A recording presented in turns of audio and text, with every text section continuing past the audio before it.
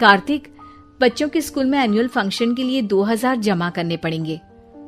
अरे अभी कुछ दिन पहले ही तो 10,000 जमा किए थे ना। हाँ, वो तो फीस और प्रोजेक्ट के पैसे जमा किए थे। अभी तो अगले महीने एडमिशन फीस और किताबों के पैसे भी जमा करवाने पड़ेंगे। 40 से 50,000 का खर्चा है। मीरा, इतनी तो सैलरी भी नहीं है मेरी, ऐसे कैसे काम चलेगा? तो मैं क्या करूं? बच्चे को सरकारी स्कूल में डाल दूं?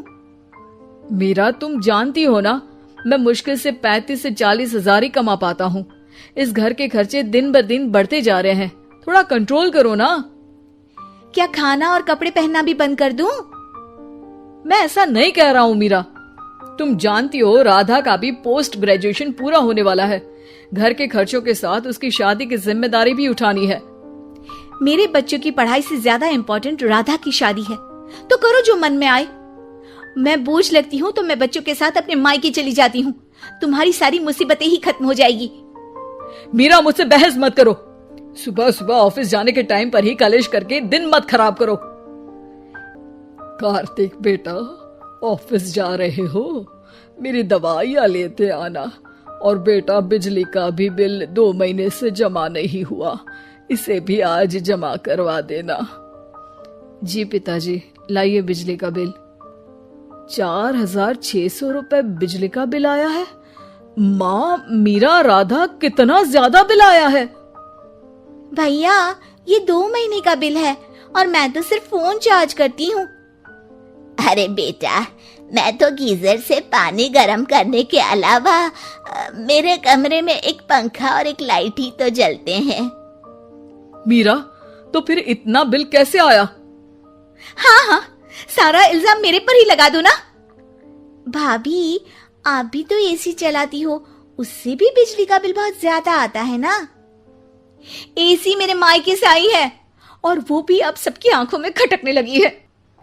मीरा, अपना मुंह बंद करो और आज के बाद तुम एसी नहीं चलाओगी। माँ, आप भी अपना पानी धूप में गर्म करके नहाया करो। may I come in, sir? Come in. बहुत लेट हो तुम। सॉरी सर, कुछ प्रॉब्लम्स की वजह से लेट हो गया। मुझे कुछ नहीं सुनना। तुम्हारा टारगेट कंप्लीट हुआ? नो सर, अभी बाकी है। क्यों? सर, मार्केट में बहुत रिसेशन चल रहा है, बिजनेस कहीं से मिल नहीं पा रहा। मैं अपनी तरफ से पूरी कोशिश कर रहा हूँ सर। मुझे तुम्हारी कोशिश नहीं चाहिए, मुझे बिजनेस चाहिए। अगर तुमसे नहीं हो पा रहा है तो तुम रिजाइन कर सकते हो। नहीं सर, मुझे इस नौकरी की बहुत जरूरत है। मैं अपनी फैमिली का सिंगल अर्निंग पर्सन हूँ।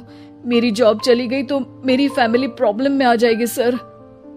इसका ख्याल तुम्हें रखना चाहिए।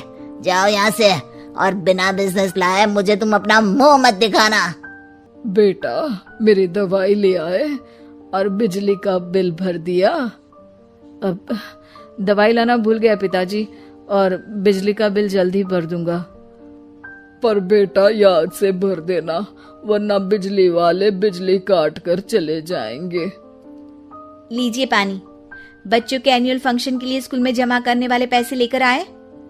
अभी सैलरी नहीं आई है मेरा, और अकाउंट में ज्यादा पैसे भी नहीं बचे हैं। तो क्या बच्चों को स्कूल भेजना बंद कर दूं? बच्चे अगर इस साल एनुअल फंक्शन नहीं अटेंड करेंगे तो कोई पहाड़ नहीं टूट पड़ेगा। और अब तुम मेरा दिमाग खाना बंद करो। अरे, आप मुझ पर क्यों चिल्ला रहे हैं? भाभी, आप रोइए मत, टेंशन लेने से कुछ नहीं होगा। पर राधा, घर के भी खर्चे हैं। कार्तिक के गुस्सा करने से घर के खर्चे नहीं पूरे होंगे। पर मीरा बेटा, लड़ाई करने से भी कोई समाधान नहीं मिलेगा, उल्टा घर का माहौल ही खराब होगा। पर मुझे लगता है हमें भी घर के खर्चों में हाथ बढ़ाना चाहिए। मुझे योगा सेंटर में जॉब का ऑफर मिला है, मैं कल से ही जॉब ज्वाइन कर लूंगी। वैसे तो मुझे भी सिलाई आती है, मैं भी लोगों के कपड़े सिलना शुरू कर देती हूँ।